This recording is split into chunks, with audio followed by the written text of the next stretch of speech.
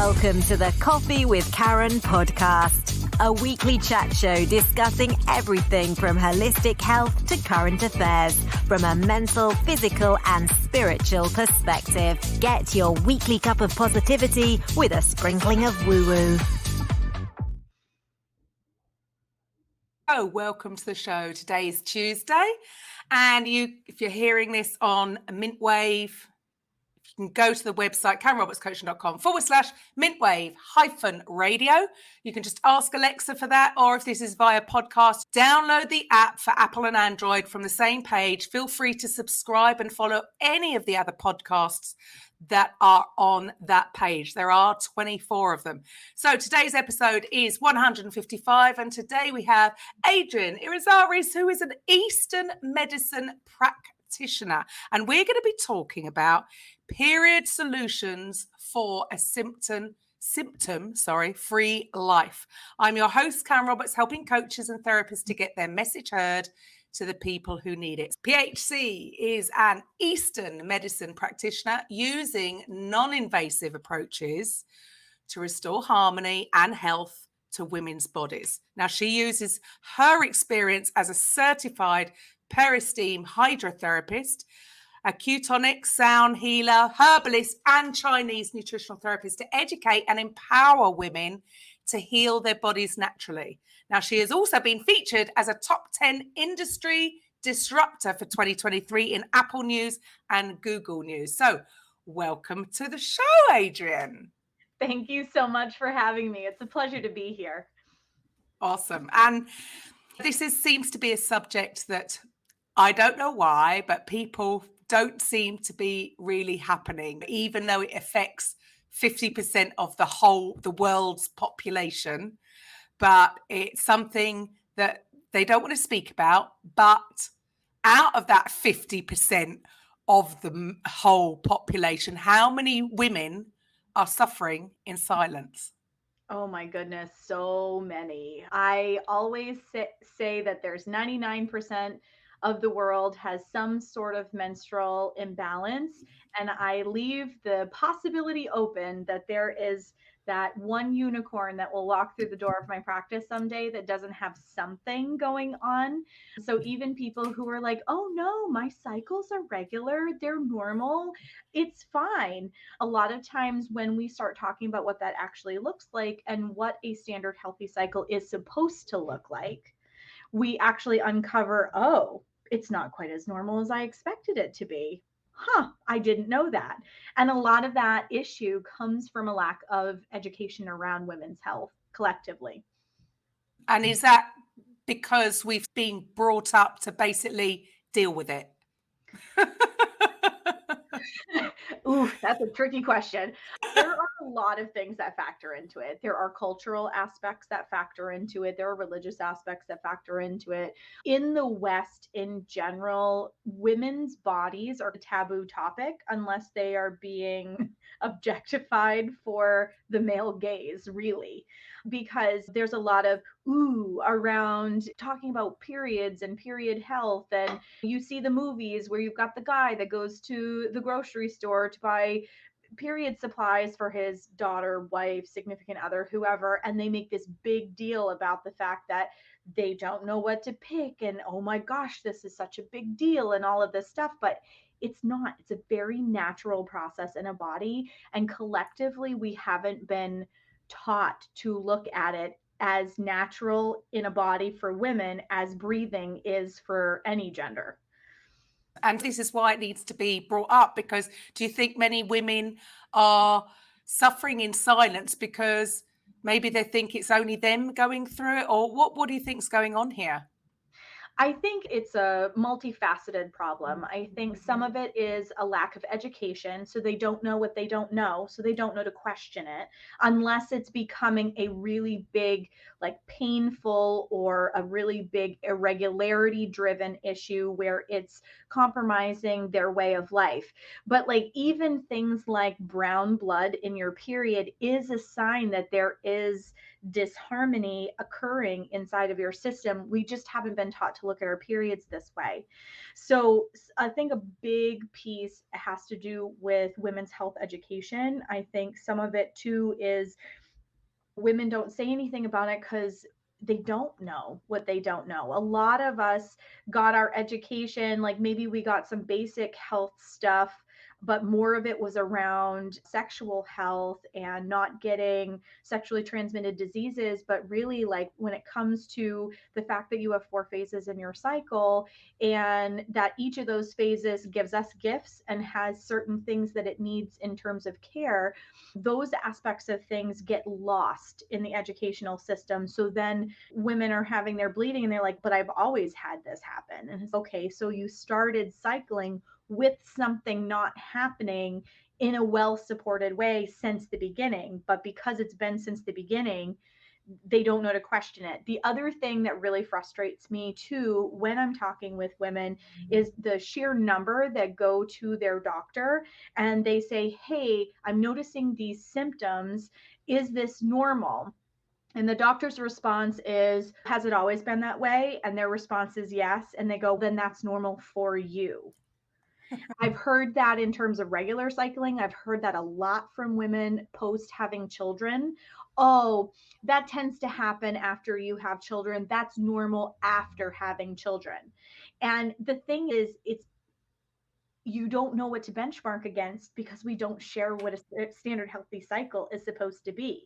So you take your doctor at their word and go, oh, they're saying this is normal for me, so I'm not questioning it until it escalates into a problem that is life disruptive, quality of life disruptive.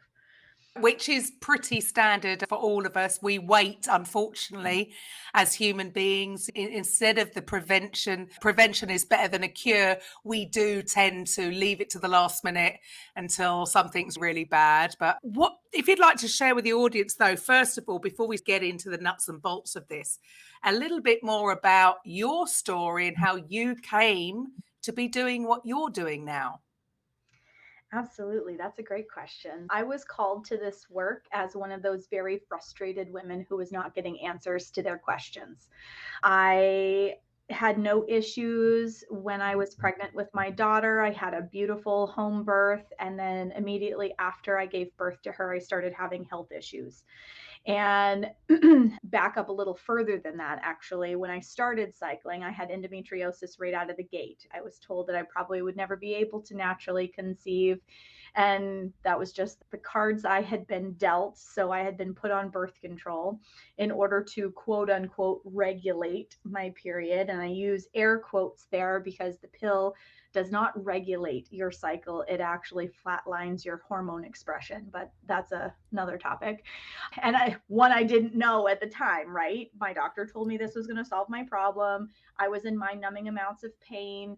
My cycle was irregular. I was having really big clots. And so I was just like, okay, if this is going to make it so I can enjoy my life, then I'll do it. Like so many people, I went on birth control for that reason and ended up coming off of it very suddenly when I had a heart attack at 25. So that Oh, that was one of the big turning points in my chronological, like what led me here process. I realized, wow, there's a lot of really scary stuff that's not disclosed about birth control. I don't feel like this is going to be a really good fit for me later on in my life, but I don't know what to do about it. But it just hung out there. And then surprise, I got pregnant with my daughter about a year later. It was just very much a surprise. And like I said, I had a beautiful pregnancy with her. I had a good delivery with her. There was no issues there, but I wasn't well supported in my postpartum recovery, and that led to a lot of health issues. And so I was having difficulty breastfeeding because I couldn't make enough milk because my body was so depleted and not replenished in the right ways. I had to go back to work at 9 weeks postpartum because here in the United States, we just don't have any paid parental leave unless you're with choice companies that do that and value that, unfortunately.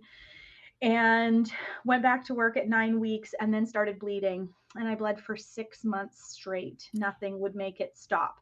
And my doctor had said we could give you a Lupron shot, which would have put me into menopause. And I wasn't comfortable with that. They told me they could put me on birth control. And after why I had come off of birth control so suddenly in an emergency room a few years prior, I was like, nope, not interested. No. There has to be another solution. And their only other option was an IUD, which did not solve my problem. So left with no answers, somebody had suggested acupuncture to me. I knew 30,000 foot view information about it. I didn't know a lot about it at the time. And in 4 sessions, she got the bleeding to stop. And I was like, what is this magic? And I must know all the things about it. You literally saved my life on so many levels. I don't need a blood transfusion. Please tell me more about what is going on here. So I had an incredible acupuncturist who very willingly nourished my hunger for more information about Chinese medicine, how it worked, why all of this, because I was the why kid growing up, needed to know why everything happened the way that it did.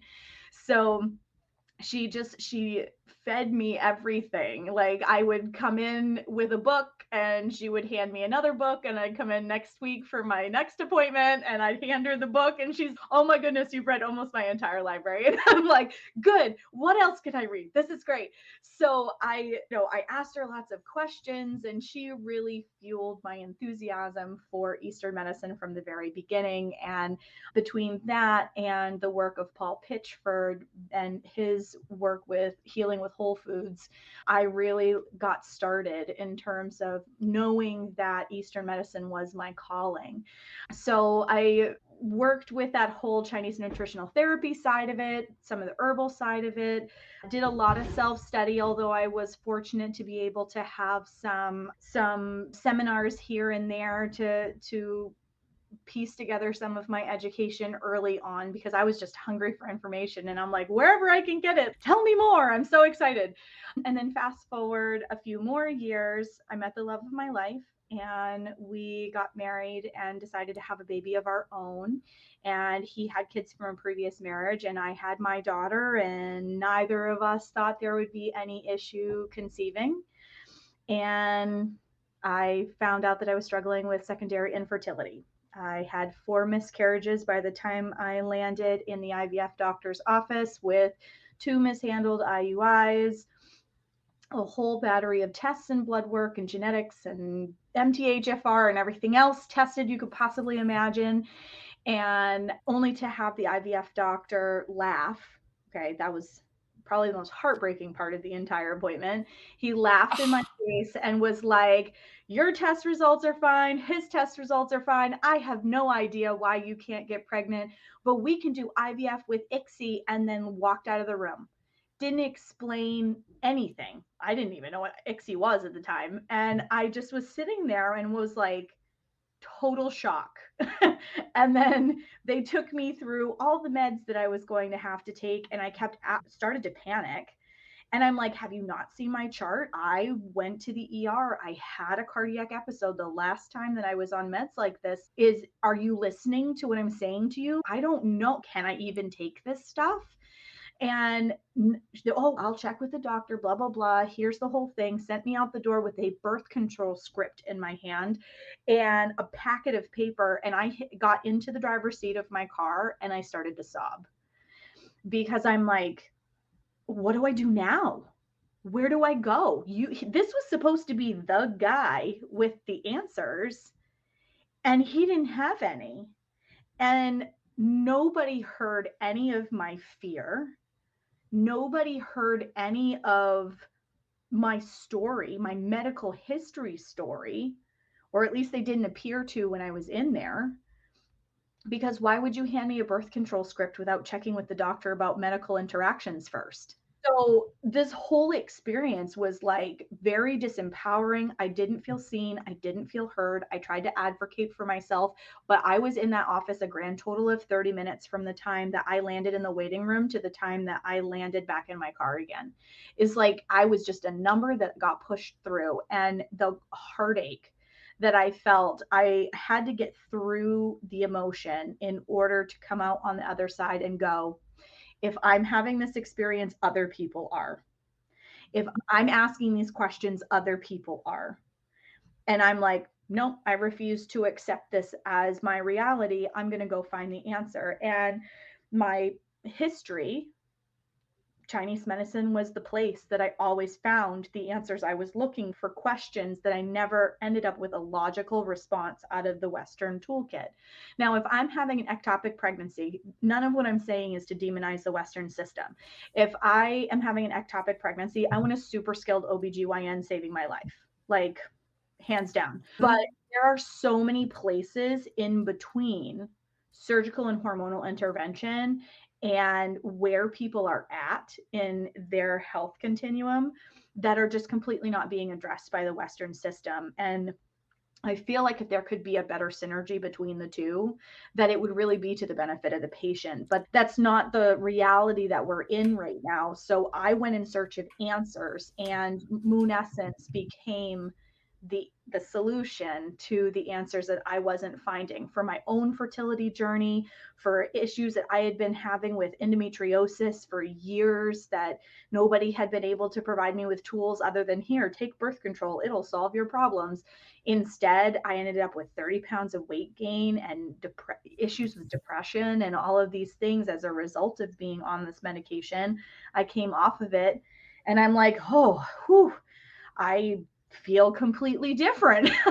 And I didn't expect that because it came on so slowly. I didn't expect such a breath of fresh air kind of experience and this lightening of the load that I had when I came off of the medication. So I turned that heartache into fuel for my practice because I wanted to solve these problems for women. I didn't want them to suffer the way that I did. I didn't want them to have to bury as many babies as I did.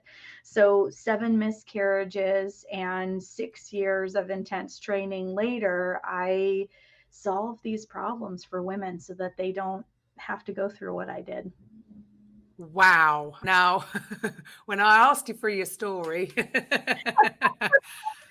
at 7, I'm not anti. I feel the same as you. I'm not anti Western medicine. If God forbid, if I'm in some kind of accident and I've broken bones and I'm bleeding out, please take me. However, what is the difference? The Eastern way, is it because it's more of a holistic approach and that it isn't just let's treat what is wrong or what appears to be the problem rather than treating the whole body as a, because there's so much going on. One thing's going to affect the other. And so it just makes, even if somebody doesn't have any kind of medical experience, doesn't it make sense that you have to treat the whole person?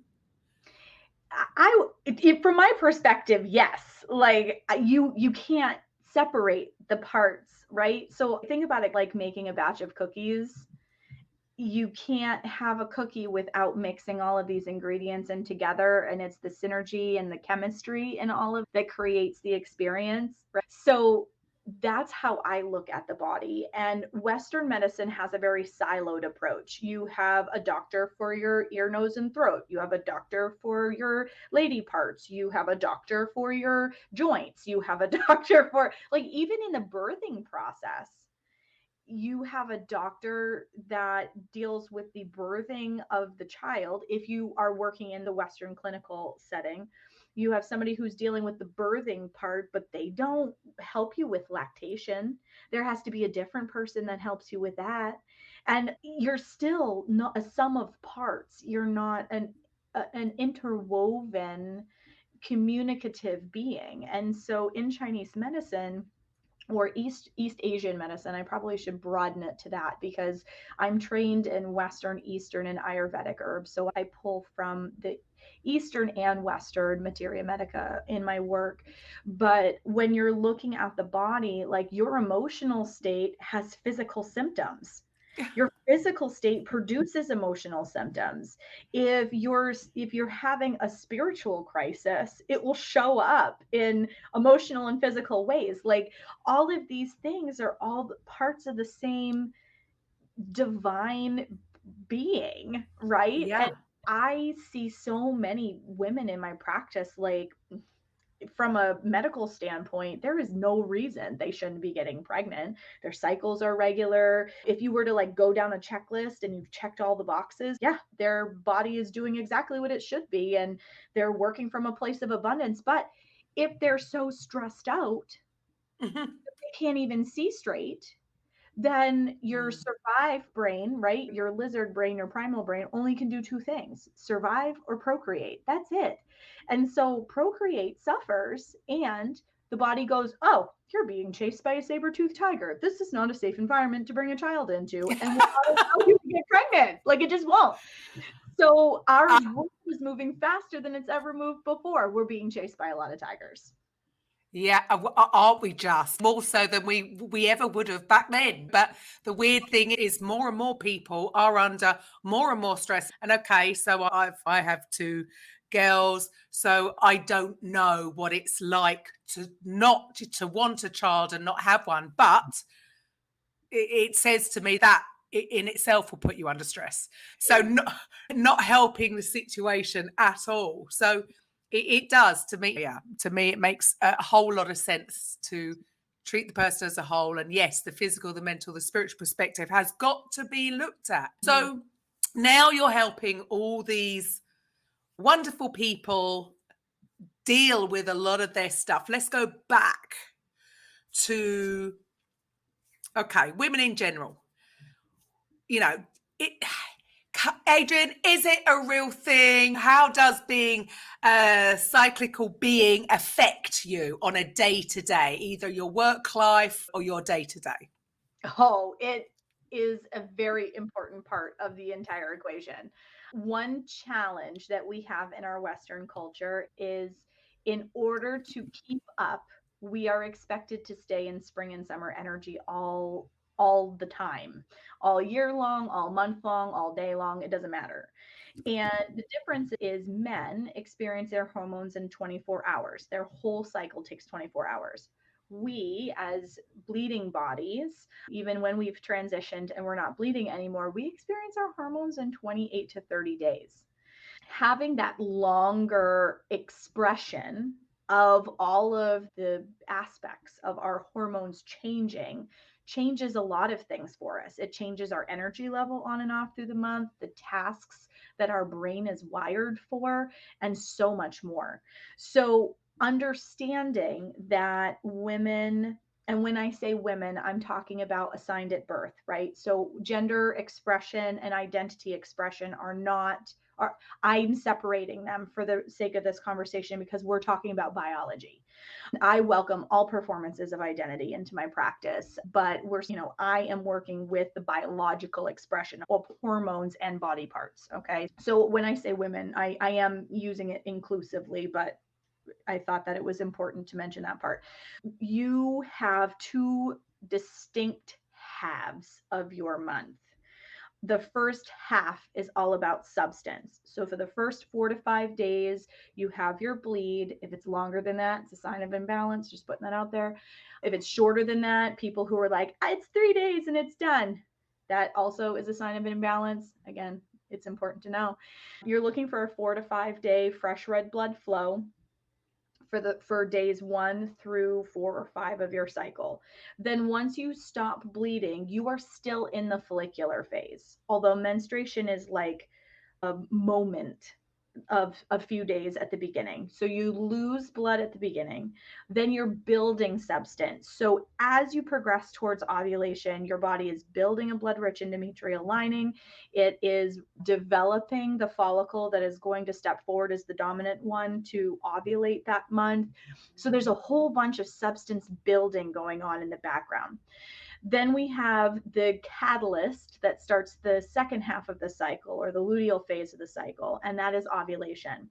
So we should feel our best at ovulation. And that isn't the experience for everybody.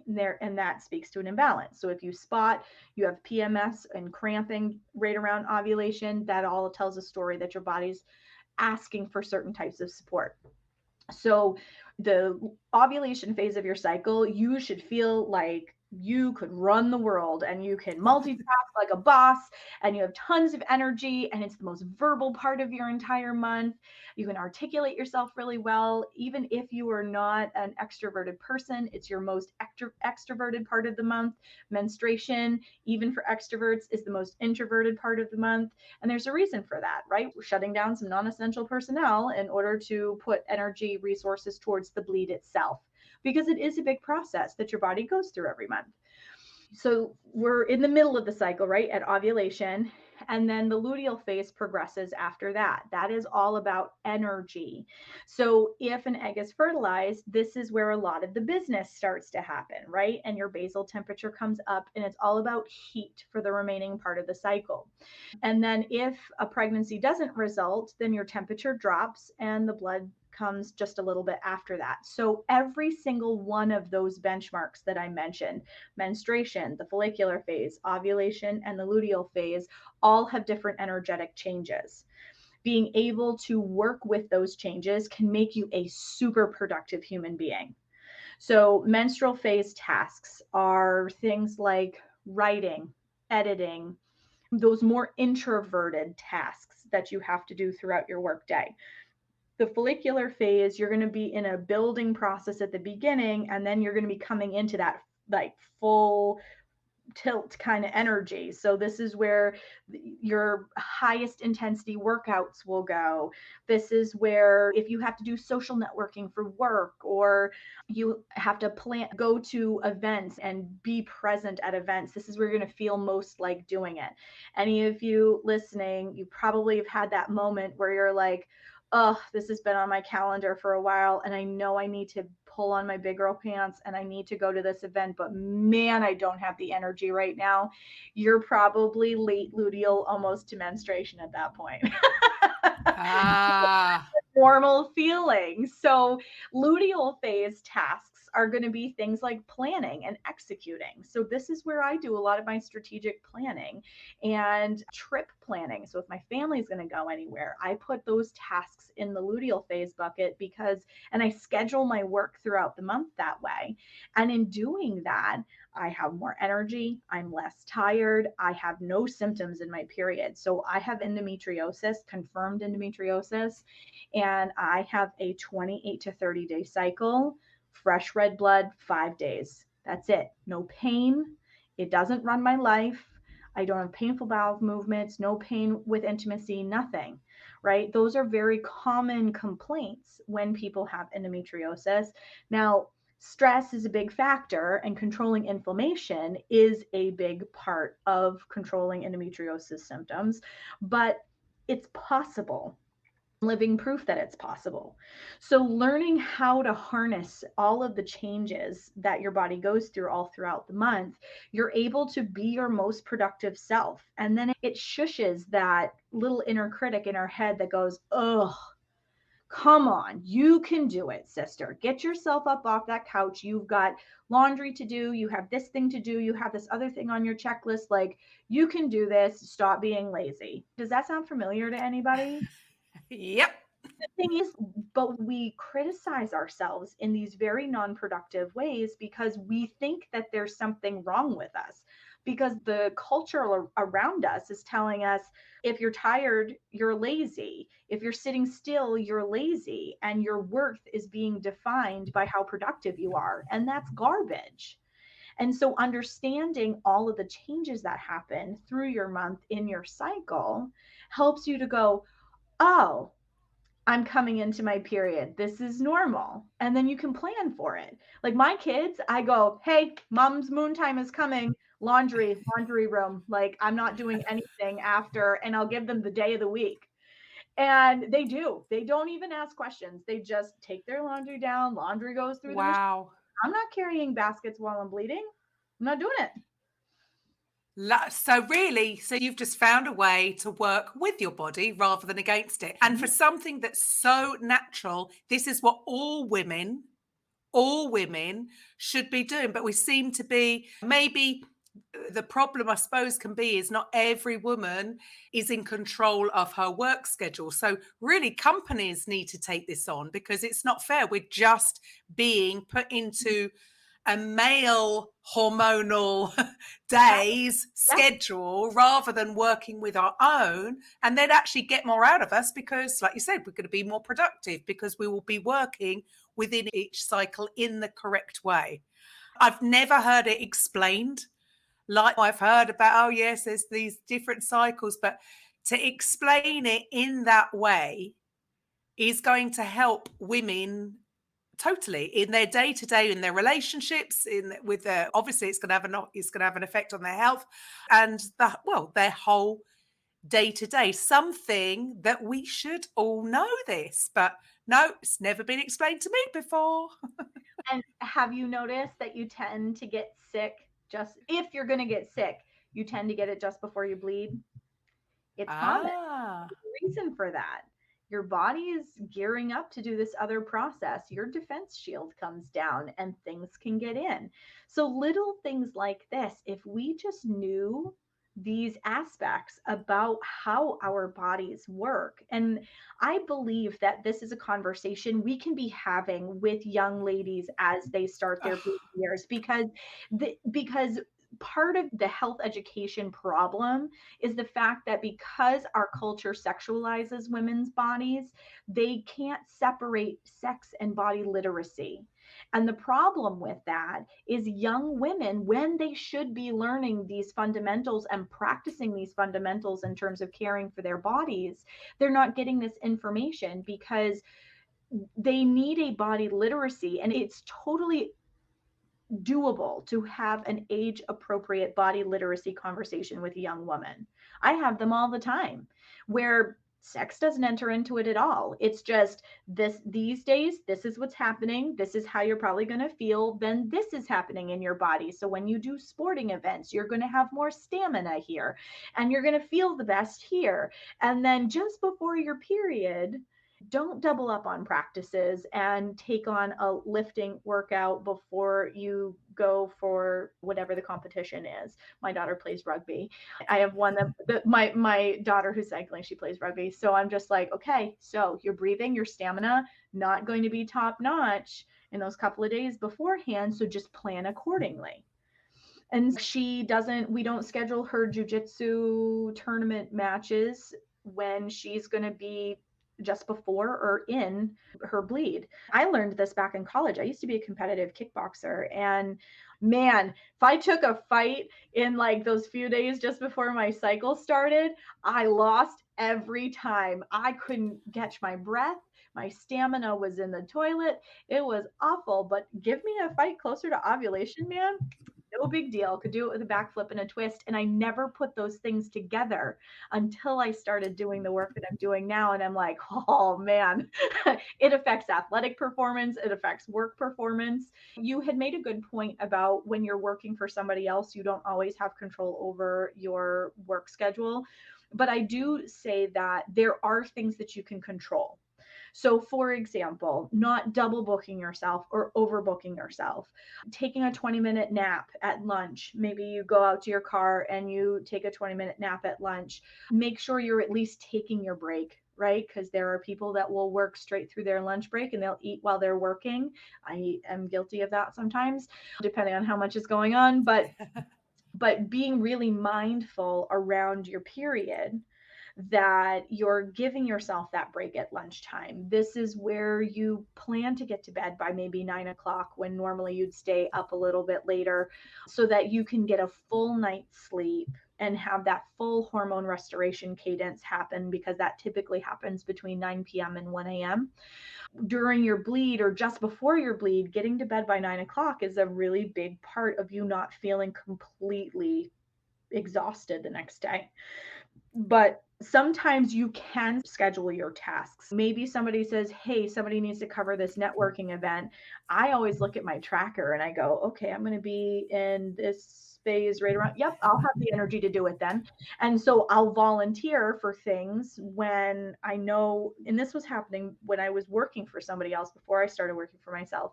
I am naturally more of an introverted person, actually, and I do much better one-on-one, but groups, they take a lot out of me and it's a lot of energy. So I would try to schedule them in those like 2.5 weeks. Okay, if somebody has to go to this business after hours or a morning mixer or whatever, this is where I'm going to do it because I'm not going to feel like being a wallflower during this time frame. There are ways that you can work with it. You might not have complete control over your workflow, but things that you do outside of your workday, and sometimes planning tasks during your workday can be within your control. And you can always make a case for why you want something to appear on a certain day and be like, okay, so this presentation needs to happen here because I'm going to put my best foot forward here. So find a way to convince the boss that this is where it should be. So you don't necessarily have to clue them in on your cycle, but they're going to start seeing your best performance side forward if you're doing it in alignment with your cycle. So they're going to be like, that's when you want it? Sure, that'll be great, because they know they're going to get a great product from you. There you go. That's why I say it's even companies that really they would benefit if they understood this, if they wanted to get more out of their staff, 50% of their staff, much better, much happier work environment, much happier employees, much healthier employees, if they took this into account. And I know you said earlier about it doesn't matter, what stage you're at, this still will affect you. So what if you're into menopause? Does this cycle still have the same thing, have the same effect?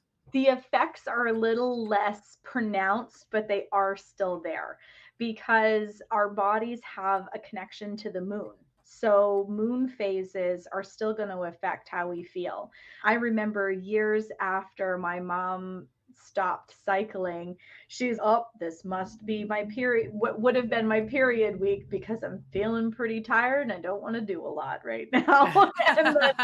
So it is true. You will still see some ebbs and flows. Another question that I get that's in that same vein, actually, is women who are on birth control, because they don't have that cyclical up and down of their hormones also. What I often will recommend is that people look at the lunar cycle and see where that's at. So if it's a new moon, honoring a little more of a pulling inward, that dark time, right? Because the full moon would be more around where ovulation would naturally be. So working with the lunar cycle actually will energetically support what it is that you're doing, whether you're bleeding or not. Now what then happens? So what if you're in a complete opposite to the lunar cycle? What goes on there? Or to the bleed? Yeah, or is that quite uncommon? That's a great question. And I love this question because the way that our communities, because we used to live in villages, right? With globalization and the way technology has separated us, we're more connected and we're more distant than we've ever been before right now. So standpoint. And we used to have red tents and we used to live in villages. And actually it was an evolutionary thing, because half of the women would be cycling and the half that wasn't would take care of them, and then vice versa. So you had new moon bleeders and you had full moon bleeders, and depending on your school of thought in terms of the spiritual side of things, because this is the program that does have a sprinkle of woo-woo, right? So depending on where you are in that, like there was in some cultures religious significance around whether you were a new moon or a full moon bleeder. But from a care standpoint, women were encouraged to rest. It's your most introverted period of time. Some cultures believe that the veil is thinner between earth side and spirit side. And so the women who were bleeding actually had the honor of communing with ancestors and maintaining guardianship over that relationship for their family unit. And then on the flip side of that, then they would be taking care of those who were cycling so that they could stay in this very spiritually alchemical kind of space in the red tent. So it was both to support biology and fertility, which I think at some level they understood, but at some level they didn't during that period of our life. And then with the rise of Western gynecology, a lot of those practices started to disappear. A lot of the women's herbal wisdom would disappear because women kept a lot of that plant ally information and used it to care for other women and midwifery and recovery after babies and all of those kinds of things. So yeah, it actually, Right. they would divide themselves because there's this joke that, oh, you're cycling, all of the rest of us will start, our clocks will sync. It'll only happen to a certain degree because our bodies recognize that there needs to be people to care for. Yes, and that again, that makes just so much sense. See, our bodies are far more complex than we give them credit in the Western world.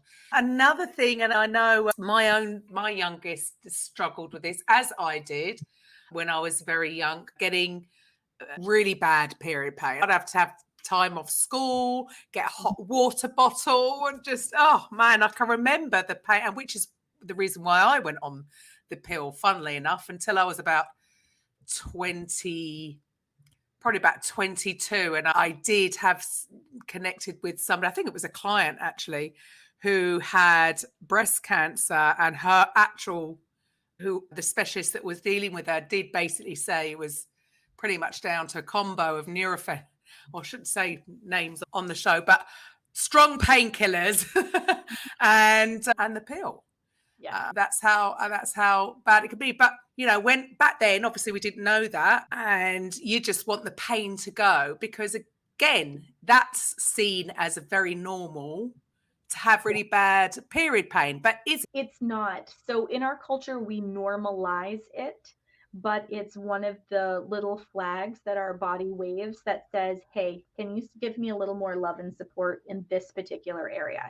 So all of the symptoms that we see and our culture normalizes to some degree, like PMS symptoms, going from being a fire breathing dragon to needing a box of Kleenex in 5 minutes flat, the pain factor, all of those things are normalized, but they are not normal. And our culture hasn't started. I can see murmurs of the fact that we're starting to figure out that this is actually like a warning sign. But girls, especially young girls, are really susceptible to liver chi stagnation. And as their bodies are practicing this process, you don't ovulate regularly when you start getting your period. Your body is more estrogen dominant during that time frame. And part of why cycles are irregular in the beginning is your body is figuring out how to bring the progesterone side of the equation to fruition. You don't always ovulate. It can be up to 5 years of this practicing that happens until the body ovulates every month and has the appropriate rise of estrogen and progesterone in the appropriate phases. So because that's the case, it is very common for young women to have symptoms like you were describing. And part of the work that I do is not only to educate people about what's going on in their systems, but I also provide them with tools in terms of being able to manage some of those symptoms. So pelvic steaming is a really great way, because you were talking about the hot water bottle. Well, pelvic steaming provides heat in the pelvis, and the pelvis needs to stay warm for circulation to happen appropriately. When circulation starts to stall and get stuck, this is like having a traffic backup on the interstate, right? If there's an accident, traffic gets all backed up and can't flow smoothly. But start to clear the debris off the highway, you no longer have the people gawking on the opposite side of the road going, what's going on over there? And you're not frustrated because you're not stuck behind the accident anymore. And it may be one lane to get around it as they're cleaning up, but then it becomes 2 lanes to get around it as they're cleaning up. Clearing what is stagnant off that interstate highway, all of a sudden the traffic can flow smoothly and appropriately back up to the right speed. So that's essentially what I do in that case, because when everything is moving appropriately, you don't have that kind of pain. So a lot of times it's both a nourish the blood and move the blood kind of equation, and provide some heat so that things are moving appropriately. And a lot of times the pain is solved. You mentioned that I was an acutonics practitioner, so I use sound therapy as well. Excuse me. Acutonics is one of the only sound modalities that has a hands-on application, because it came out of an acupuncture school, and it's about 30 years in existence at this point. And you're applying forks that are vibrating to the same acupuncture points that you would apply needles in order to move things that are stuck. So this way you're able to address pain in a non-invasive way. You're able to address emotional symptoms and things like that in a non-invasive way. I love acupuncture, but some people, the needles part of it is a really big hurdle. So I love using sound for that Wow. reason. Yeah. Wow. So it is all about, you know that I'm a big believer in the whole energy thing and frequency and thing, and it makes, again, it's combining these. I love that you're not just doing one thing. And I do feel that this is the issue sometimes, is it's no, our way is the right way. No, our way is the right way. And actually, when everybody can drop the ego and bring some modalities together and see what is the best for the individual person, then the best interest is for the person, not for you. It doesn't matter what you think is right. These are the things. So it sounds like you've got loads of different tools that you can pull from to help the individual person from a different modality. So obviously, I'm presuming you can only do that in person. No. Or am I wrong? Oh, there you go. So, see, don't ever presume. So explain how you would do that. Acutonics is something that can be done at a distance. And it's always something that my clients are like, wow, I didn't know I was going to feel anything. But then they can start pointing to the places on their body that I applied forks, which is just the coolest thing. And it shows how we really are all connected collectively. We wouldn't be having this conversation if it wasn't due to frequency traveling through, would we? Exactly. And Love it. it's one of the reasons I love the modality. And in terms of like pelvic steaming, for example, I set people up to work at home so that you can fit it in around the comfort of your own schedule. Sometimes people aren't comfortable coming into the office for things like that, because again, like a lot of women have medical trauma, they have life trauma, little t or big T trauma. And this way you can do it in a safe, comfortable environment where you can really get all of the emotional benefits as well as the physical benefits of the practice. So what I just heard there is that this could actually also help past traumas. Oh gosh, yeah. So one of there are two acupuncture points on your perineum. And I don't know about you, but the idea of needles in nope, I'm good. No, thanks. It's actually one of the things that kept me from going to acupuncture school, because I'm like, nope, you guys need all the things. That is nope, I can't do it. But those 2 points are incredibly powerful in terms of overall system-wide benefits, because if you think about it, it's right in your root chakra, for anybody who's familiar with the chakra system, right? So you're moving energy from the part of the body where women store a lot of stuff.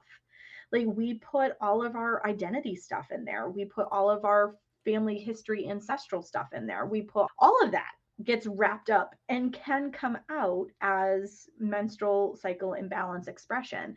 I have a couple people I'm working with right now that is their experience, either because of a religious background thing or a familial family relationship issue. There was a lot of shame around seeking help for issues. They internalized it and it actually magnified the expression of it. And so these 2 points, one of the two is a low point, LUO. So in acupuncture, there are low points along the system that move things that are stuck. So having an accident at an intersection that affects flow in a bunch of directions, right? And really causes a big slowdown. It takes a little bit more effort to move things off of the highway, but once you do, you get a bigger effect. So low points, one of those two is for the channel that runs along the midline of your body. You're able to move energy, emotions, trauma through the energetic superhighway, and blood, fluids, energy, all of those things move along this highway that runs through your uterus. So being able to use steam to move this in a very non-invasive, gentle way has huge benefits for emotional, spiritual, and physical well-being. So yes, it does deal with, yes, I have period cramps and problems and things like this. I've seen it transform marriages where she almost died in childbirth. She wants to try to have another baby. Husband not really excited about that idea. It causes a lot of friction in their marriage. She processes out the trauma of that experience that she had been stuffing down in there, and all of a sudden their communication and their relationship completely changed, and it turned around from brink of divorce to happily wedded. Wow. So like I've seen that happen. I've seen people who've had abortions and miscarriages or full-term pregnancies that ended up being stillbirth. We hold all of that energetically in our system, and steaming has been a really great way to move all of those energies that we store in this part of our body so that our nervous system can process it and we can reestablish more equilibrium and homeostasis in the body. Wow. Love it. Love it. And I think this is, if anybody's out there that has been suffering and it's become the norm because you think it's the norm because it's always been that way, I think that's really empowering to realize that it doesn't have to continue being that way and that there is help out there. For the listeners, if you're watching this, you'll have all of Adrienne's details below. But just to the listeners, how can they get in contact with you? Yes. So I have a couple of great options. One is Instagram. I'm very active on Instagram. My handle is Moon Essence Me, M as in Mary, E as in Edward. And I have a great class offering on my website, moonessence.life/classes. I have a full course catalog that takes you through basic body literacy. Here are the 4 phases of your cycle and what's going on, all the way up through the energetic shifts that you see in those 4 cycles. If you're trying to get pregnant, here are some things that you should do in terms of groundwork beforehand. Or if you're perimenopausal and going, am I going through menopause yet? I don't know. I have resources for all of those kinds of questions on the moonessence.life/classes page. Fantastic. This is something that really isn't being spoken about. So thank you for filling that gap that is needed, because from what you've just shared there, this isn't just about helping young girls that are going through and suffering with bad period pains, or people going through menopause, people trying to get pregnant. This is so much more, because having an understanding of this is actually going to make you more productive in your work. So it's going to relate to business and wealth. And then even from that last thing that you've just shared, then actually can help with your relationships too. So you've really got you've covered all areas, haven't you, Adrienne? Yeah, it's really impressive how bringing our body into balance in terms of how our cycle expresses itself really does solve a lot of symptoms, let's call them, in other areas of our life. I truly believe we can have an entire generation of young women that has no idea what a cramp is. if we only did a better job at educating our young ladies. But there's a lot of women who are in other phases of their life too that are just feeling overwhelmed and undersupported, and I'm here to fill that space. Love it. Yeah, it is a subject that does need to get out there. People do need to hear this because I suppose it's something that's happened every month ever since you were whatever age, 14, 15, whatever. And yes, we can get very quick to accept, oh, I've been told, like you say, if the doctor said anything to you, or, you know, your mum, bless her, unaware, right? Oh, yeah, this is normal. Oh, yeah, I know. Some people get it worse than others. But actually, no, there is no need to suffer, which is massively empowering. Not guys, girls, ladies, there's no need to suffer in silence. There is a way out of this. So get in touch. That's moonessence.life/courses. Awesome. So thank you so much for your time today, Adrienne. Fascinating subject. And guys, get in touch if you want to find out more. Other than that, I will be back tomorrow with a Coffee with Karen. So goodbye for now. Coffee with Karen podcast, a weekly chat show discussing everything from holistic health to current affairs from a mental, physical and spiritual perspective. Get your weekly cup of positivity with a sprinkling of woo-woo.